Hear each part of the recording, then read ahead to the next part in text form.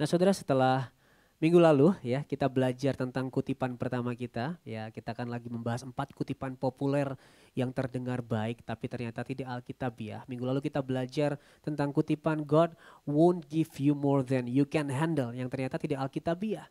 Nah, hari ini kita akan belajar tentang kutipan yang cukup gencar didengungkan dan cukup sering kita dengarkan. Kutipan yang sangat Disney banget saudara ya.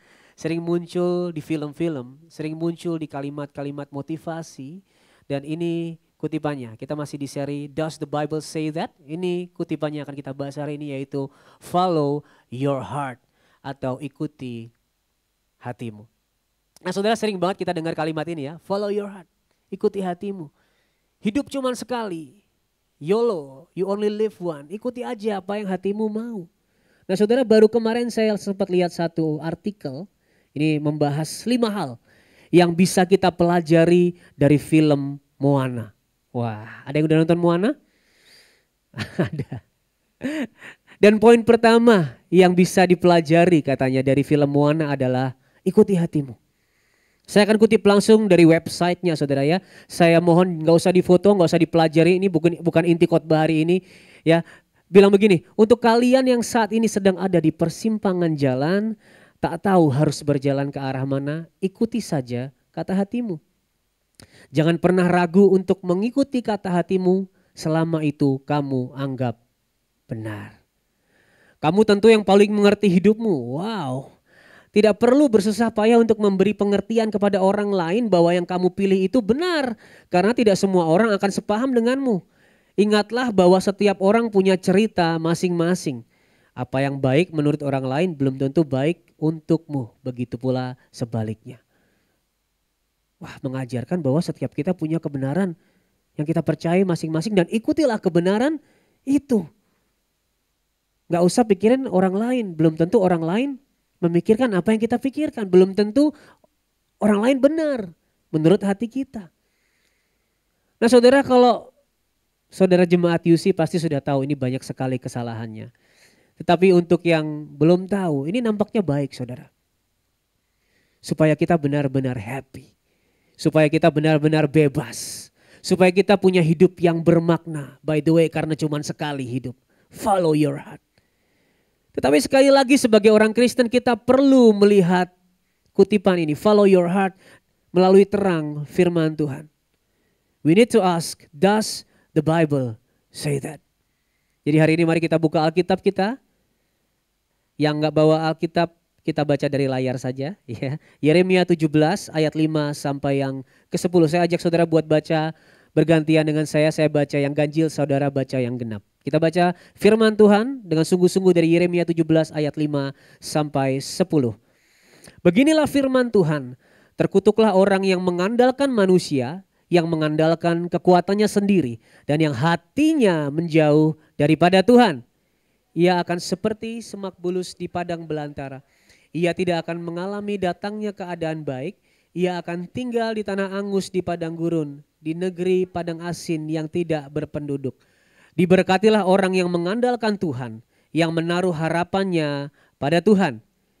Ia akan seperti pohon yang ditanam di tepi air, yang merambatkan akar-akarnya ke tepi batang air, dan yang tidak mengalami datangnya panas terik, yang daunnya tetap hijau, yang tidak khawatir dalam tahun kering, dan yang tidak berhenti menghasilkan buah. Betapa liciknya hati, lebih licik daripada segala sesuatu. Hatinya sudah membatu. Siapakah yang dapat mengetahuinya? Aku, Tuhan yang menyelidiki hati, yang menguji batin untuk memberi balasan kepada setiap orang setimpal dengan tingkah lakunya, setimpal dengan hasil perbuatannya. Saudara, di ayat ini kita bisa melihat bahwa diagnosa Alkitab akan hati kita adalah hati kita begitu licik. Saudara udah tahu ya, jangan ikuti hatimu karena hatimu licik. Nah, sebelum kita bahas lebih jauh tentang diagnosa tentang hati manusia ini, kita mau lihat apa yang dunia selama ini ajarkan kepada kita. Saudara, dunia percaya dan terus menerus mengajarkan bahwa kebahagiaan dan kebenaran ada di dalam diri kita sendiri. So we have to look inside. Kita harus mencari di dalam kebenaran dan kebahagiaan kita. Pada akhirnya muncul banyak sekali gagasan yang berbahaya. Saya akan share beberapa buat saudara. Yang pertama, gagasan bahwa manusia harus bebas dari segala otoritas eksternal termasuk Tuhan untuk menentukan makna hidupnya sendiri. Kalimatnya biasanya gini, saya berhak hidup mengikuti keinginan saya. Atau jangan ada yang menghakimi pilihan saya karena gak ada otoritas di atas saya. Sering saudara ya. Atau yang kedua, identitas sejati berasal dari dalam hati, dari perasaan kita, dari persepsi pribadi kita. Biasanya berkata gini, kamu adalah siapapun yang kamu percayai. Atau gender, nilai hidup dan tujuan ditentukan oleh emosi pribadi. Makanya kita lihat banyak orang menciptakan versi ideal di sosial media. Apa yang orang pengen lihat dari image mereka. Tapi ketika kamera itu mati, mereka kehilangan arah saudara. Kalau identitas berdasarkan perasaan hati, maka saat perasaan hati berubah, hidup kita juga akan goyah. Atau yang ketiga, pandangan bahwa tujuan hidup adalah mengekspresikan diri kita yang sejati dari dalam. Jadi jujur pada dirimu sendiri, be true to yourself. Let the real you shine. Saudara pernah lihat audisi Idol saudara? Saya pernah ikut saudara. Kita lihat banyak sekali orang yang yakin di dalam hatinya ia berbakat. Ia datang dengan pede, saya ini dari kecil nyanyi. Saya dari kecil bersuara emas. Saya dari kecil berbakat. Aku mau mengekspresikan apa yang hatiku percayai. Aku mau jadi otentik, aku mau nyanyi. Aku mau menjadi seorang penyanyi. Saudara tahu? Seringkali yang percaya seperti itu ternyata pas nyanyi berantakan saudara. Pas nyanyi fales kemana-mana. Ia percaya penuh kepada hatinya tetapi hatinya menipunya. Nah saudara ini beberapa paham dan kalau saudara lihat lagi keluar sana. Lebih banyak dari ini saudara. Firman Tuhan yang kita baca hari ini sangat menentang paham ini. Tapi sebelum kita baca kembali, kita selidiki sendiri. Kembali kita mau lihat bahwa kitab Yeremia ini adalah kitab seorang nabi yang meratap. Ia bersedih, ia berduka atas dosa bangsa Israel. Ia adalah seorang nabi yang diutus untuk menegur. Untuk memberitahu Israel bahwa mereka berdosa. Untuk memperingatkan mereka bahwa penghakiman Allah akan menimpa mereka karena dosa mereka. Karena itu bahasanya sangat lugas ya, sangat kasar. Kurang sopan kalau saudara bandingkan sama nabi lain ini kayaknya paling kasar gitu saudara. Kenapa? Karena mereka yang diutus untuk menyingkapkan dosa harus mengesampingkan kata-kata yang memikat saudara. Karena berterus terang adalah cara terbaik ketika kita berurusan dengan orang berdosa untuk membawa mereka kepada pertobatan. Makanya firman Tuhan seringkali itu ofensif kepada hati kita. Karena kita tahu kita salah sebenarnya. Nah, dan di ayat 5 sampai 10 ini. Sekali lagi Yeremia menegur bangsa Israel. Dan di ayat 5 sampai 10 ini menegur bagaimana orang-orang yang mengandalkan manusia. Kita balik lagi ke ayat 5 sampai yang ke-8. Beginilah firman Tuhan. Terkutuklah orang yang mengandalkan manusia, yang mengandalkan kekuatannya sendiri, yang hatinya menjauh daripada Tuhan. Ia akan seperti semak bulus di padang belantara. Ia tidak akan mengalami datangnya keadaan baik. Ia akan tinggal di tanah angus di padang gurun. Ia di negeri padang asin. Kalau saudara suka asin mungkin enggak apa-apa ya, saya suka asin katanya. Di negeri padang asin yang tidak berpenduduk. Ayat 7 dan 8, diberkatilah orang yang mengandalkan Tuhan, yang menaruh harapannya pada Tuhan. Ia akan seperti pohon yang ditanam di tepi air, yang merambatkan akar-akarnya ke tepi batang air. Dan yang tidak mengalami datangnya panas terik, yang daunnya tetap hijau, yang tidak khawatir dalam tahun kering, dan yang tidak berhenti menghasilkan buah. Ayat 5 sampai ke 8, Yeskel menampilkan dua kontras. Antara orang yang mengandalkan kekuatannya sendiri, yang menaruh harapannya pada diri sendiri atau hal-hal lain mungkin konteksnya dalam diri kita. Dan dikatakan hatinya menjauh dari Tuhan. Dikontraskan dengan orang yang mengandalkan Tuhan. Yang menaruh harapannya pada Tuhan. Dan bukan cuma dikontraskan kelakuannya, tetapi juga dikontraskan kehidupan keduanya. Yang percaya pada diri sendiri seperti semak bulus di padang belantara. Kering, gak berbuah, gak ada arah. Dan saudara, ini adalah sebuah gambaran problem eksistensial manusia. Yaitu hidup yang tidak pernah puas sekalipun terus mencari. Kalau saudara gak tahu apa itu permasalahan eksistensial, itulah permasalahan yang mendalam dalam diri kita. Tentang makna hidup, identitas kita, tujuan hidup, dan nilai hidup kita. Makanya kita lihat saudara, orang yang terus mengikuti hatinya, mencari makna hidup di tempat-tempat lain selain Tuhan, pasti tidak pernah puas. Karena pergumulan eksistensial ini sejatinya menunjukkan kebutuhan manusia akan Tuhan. Ada seorang miliarder saudara Amerika namanya Howard Hughes. Dia seorang miliarder, insinyur, produser film, industrialis. Meskipun ia punya semuanya, ia mengalami kehampaan. Ia coba semua.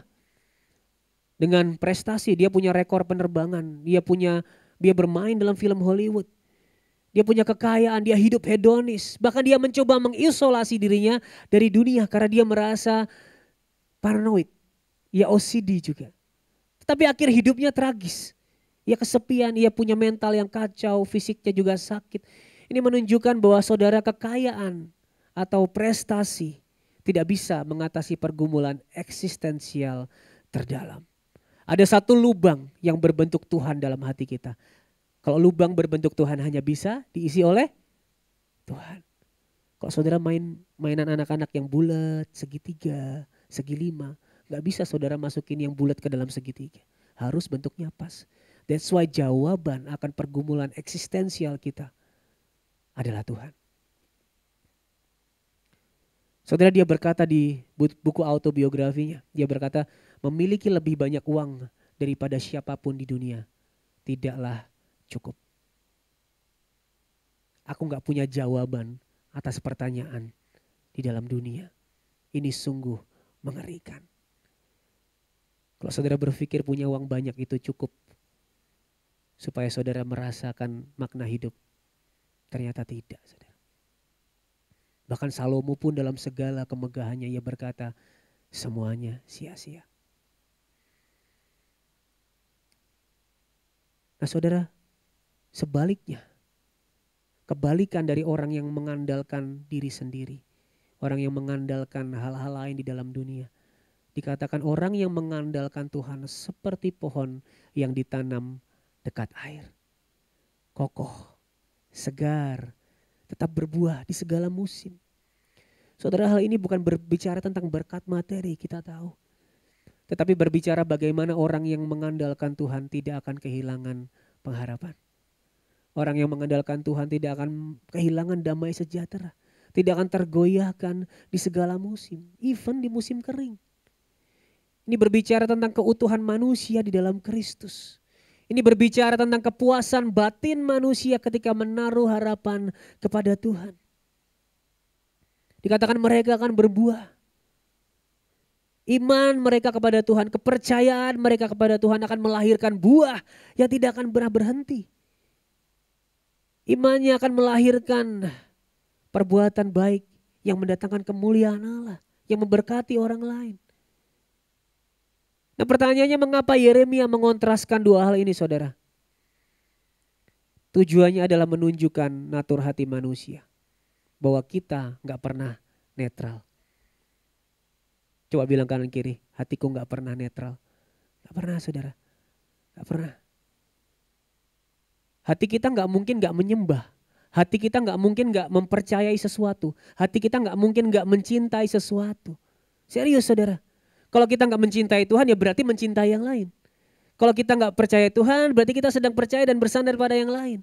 Kalau kita gak menyembah Tuhan ya berarti sedang menyembah yang lain. Gak bisa dua-duanya. Gak bisa enggak sama sekali. Yesus sendiri berkata kamu tidak mungkin mengabdi pada dua Tuhan. Dan saudara, saya suka bagaimana seorang bapak gereja Augustine of Hippo berkata, the essence of sin is disordered love. Esensi dosa adalah cinta yang salah arah. di dalam hati kita. Saudara, ketika kita menempatkan sesuatu yang lain pada posisi yang seharusnya milik Tuhan, hal-hal yang seharusnya baik tetapi jadi menggantikan posisi Tuhan, itulah esensi dosa. Hal-hal yang seharusnya baik tapi jadi tempat kita menaruh kepercayaan, menaruh makna hidup, menaruh tujuan hidup, menjadi pusat hidup kita, disitulah esensi dosa. Makanya sekali lagi di Yeremia dikatakan yang menaruh kepercayaan kepada diri sendiri akan seperti semak di padang belantara. Kenapa? Karena order dalam hidupnya berantakan. Cinta dalam hatinya berantakan. Yang harusnya untuk Tuhan ditempatkan kepada hal-hal yang lain. Dan yang lebih berbahaya lagi, sudah selalu berorientasi ke arah yang salah, ternyata hatinya suka menipu, saudara. Kita baca ayat 9. Betapa liciknya hati, lebih licik daripada segala sesuatu. Hatinya sudah membatu, siapakah yang dapat mengetahuinya? Saudara, bahasa Inggris menerjemahkan dengan lebih tepat kata licik ini, deceitful, penipu. Hati kita bukan hanya berorientasi ke arah yang salah, tapi juga menipu kita. Sehingga dikatakan siapa yang dapat mengetahuinya? Itulah kenapa kita suka gak sadar kalau ada kejahatan dalam diri kita. Kita selalu merasa diri kita lebih baik dari keadaan yang sebenarnya. Aku gak seberdosa itu kok. Aku gak sejahat itu kok. Hati kita menipu kita, menghancurkan diri kita. Hati nurani yang seharusnya menjadi penuntun dalam hidup kita justru jadi puncak kepalsuan. Membuat kita gak sadar kalau kita berdosa. Kita seringkali makanya merasionalisasi dosa. Kita kejar hal-hal di dunia menggantikan Tuhan, tapi kita bilang ini berkat dari Tuhan.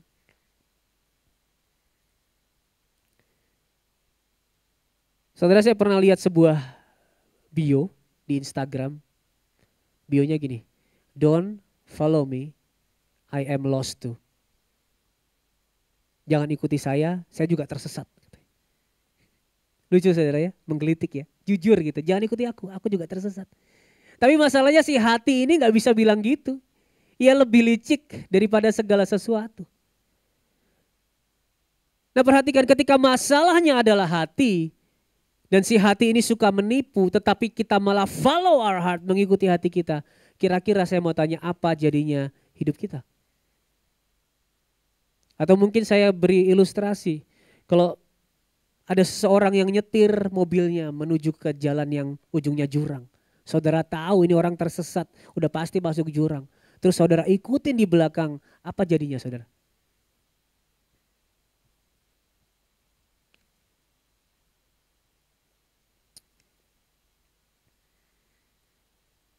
That's why kita gak pernah menyadari seringkali kita gak menaruh harapan pada Tuhan. Kita mikirnya gini, aku menaruh harapan pada Tuhan kok. Aku selalu bersandar pada Tuhan. Terus pakai ayat ini, aku berhak menjadi tanaman yang subur dong. Aku berhak menjadi tanaman yang selalu berbuah. Aku berhak menjadi tanaman yang tidak pernah kering.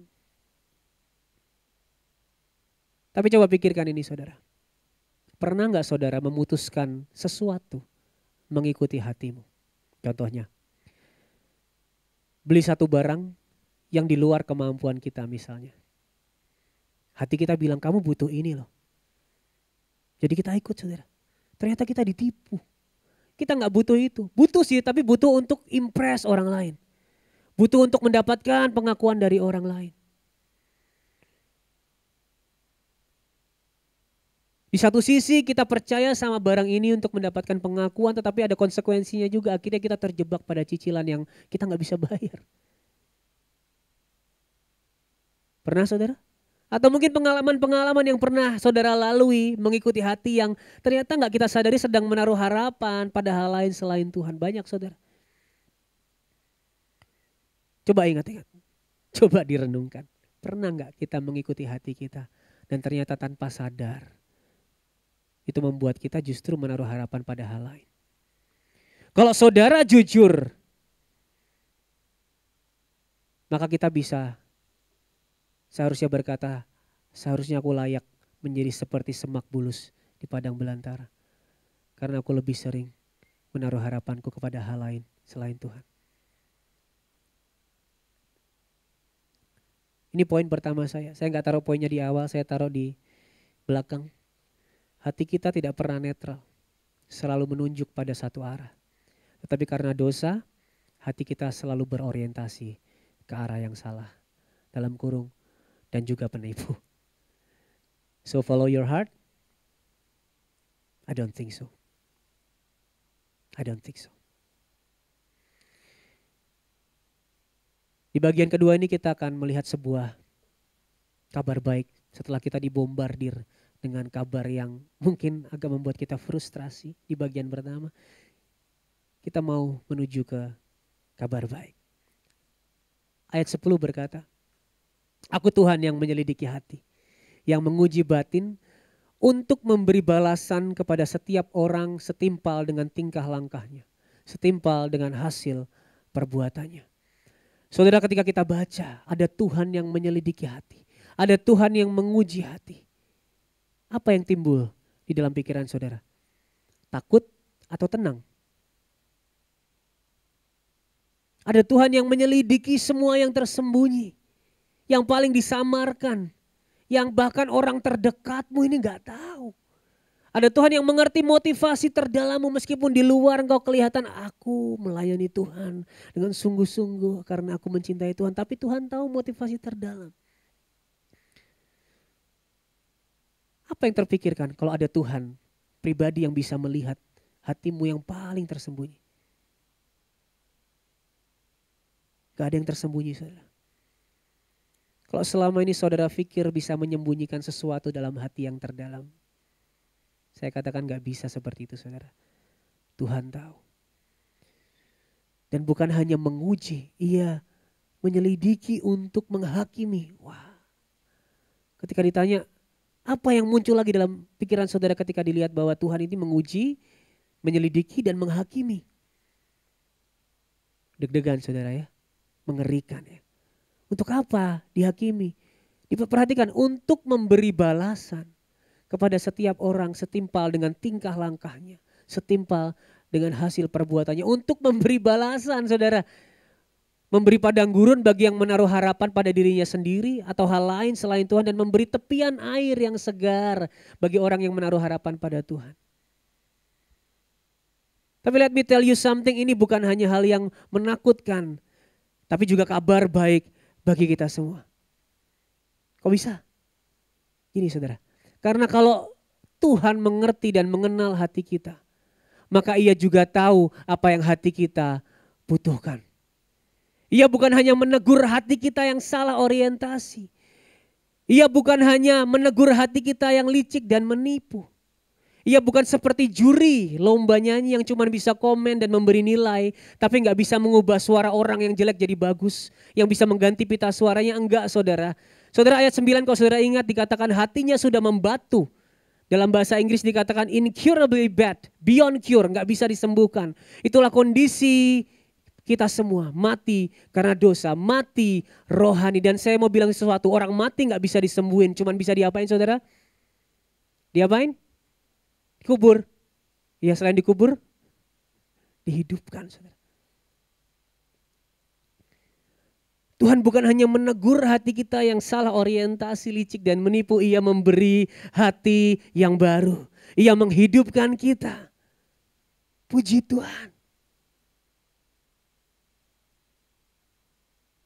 Yeskiel 36 ayat 26. Saya mau ajak saudara baca ini dengan sukacita. Let's read this together with joy. 1, 2, 3. Kamu akan kuberikan hati yang baru dan roh yang baru di dalam batinmu. Dan aku akan menjauhkan dari tubuhmu hati yang keras. Dan kuberikan kepadamu hati yang taat. Amin. Ia memberi kita hati yang baru. Ia memberi kita Roh Kudus dalam hati kita. Memberi hati yang taat lewat apa saudara? Bukan lewat reformasi moral. Bukan lewat perbuatan yang dimodifikasi. Tetapi lewat kelahiran kembali oleh karya Roh Kudus. Ia mengambil hati yang keras. Yang mencintai dosa dan membenci Allah. Dan digantikan dengan hati yang lembut. Yang mencintai kebenaran dan mau taat. Lewat apa saudara? Lewat salib. Kalau saudara ingat, Tuhan memberi balasan kepada setiap orang setimpal dengan tingkah langkahnya, setimpal dengan perbuatannya. Tapi tidak begitu yang dilewati Yesus. Dikatakan Yesus adalah pribadi dengan hati yang sempurna. Ia harusnya mendapatkan berkat bagaikan tumbuhan di tepian air. Tetapi ia menanggung kutuk atas hati kita yang jahat. Ia harus melewati kekeringan, padang belantara, keterpisahan dengan Bapa. Supaya apa saudara? Supaya hari ini kita yang percaya kepadanya mendapatkan berkatnya. Bukan hanya ada di tepian air, kita menerima air hidup Yesus Kristus sendiri. Supaya apa? Supaya kita bisa mengalami kelahiran baru. Supaya kita punya hati yang baru, hati yang taat, hati yang benar. Lewat salib kita dihidupkan. Hati kita yang membatu bukan disembuhkan, diganti dengan hati yang baru saudara.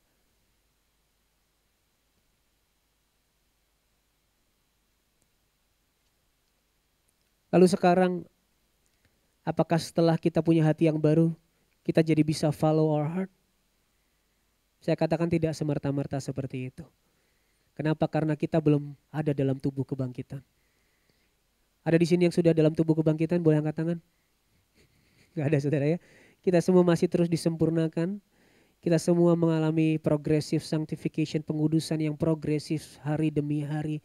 That's why kita gak bisa sekarang tetap ikuti hati kita. Kenapa? Hati yang baru bukan berarti hati yang gak pernah salah sama sekali, tetapi hati yang mau dan bisa dituntun oleh Roh Kudus melalui firman-Nya. Kayak alat musik yang udah di stem ya, dia fals di stem, tapi perlu dimainkan secara indah melalui partitur yang namanya firman Tuhan. Saudara, hati kita yang baru tidak bisa langsung menjadi kompas yang akurat, tapi kini menjadi hati yang bisa dibentuk oleh firman Tuhan. Tadinya mati, tadinya membatu, tadinya mencintai dosa, tadinya membenci Tuhan, tapi sekarang bisa dibentuk oleh firman Tuhan. Coba bilang kanan kiri, hatiku adalah hati yang bisa dibentuk. Amin. Hati yang baru lewat karya salib Kristus.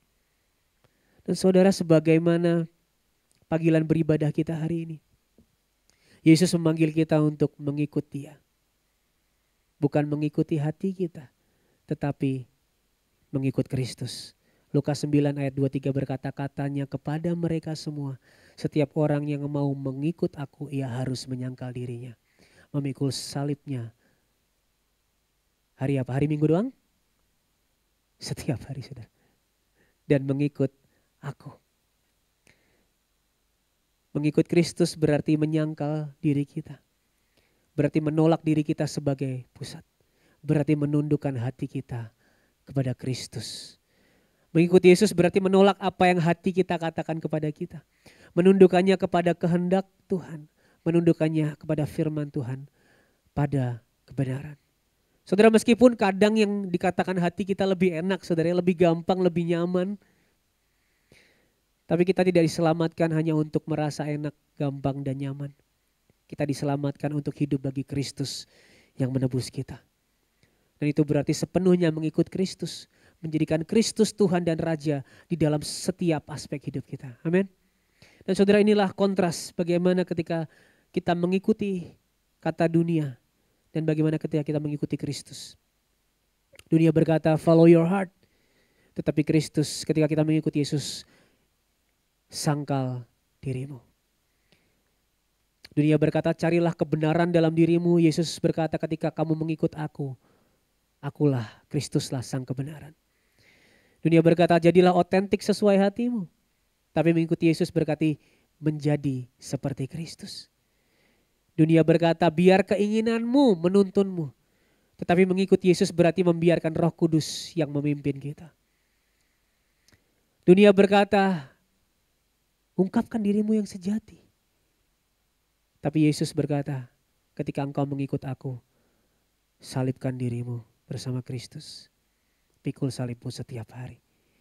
Dunia berkata carilah kebebasan melalui kebebasan pribadi, tetapi mengikuti Yesus berarti menemukan dirimu, menemukan hidupmu di dalam penyerahan diri kepada Tuhan. Dan by the way saudara, ini bukan berarti kita jadi menekan apa yang hati kita rasakan. Kita bukan jadi orang yang punya toxic positivity. Oh enggak, aku hatiku ini enggak nyuruh aku berbuat dosa, hatiku enggak nyuruh aku sombong gitu, enggak ya saudara, tetap ada seperti itu.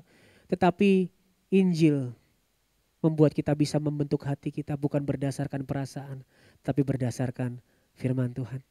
Dengan cara apa saudara? Bukan dengan cara memaksakan, bukan dengan cara berpura-pura, bukan dengan cara menekan perasaan dalam hatimu, tetapi mengkhotbahkan Injil ke dalam hatimu setiap hari. Merenungkan kebaikan dan kasih Tuhan yang mahal harganya di dalam salib Yesus Kristus.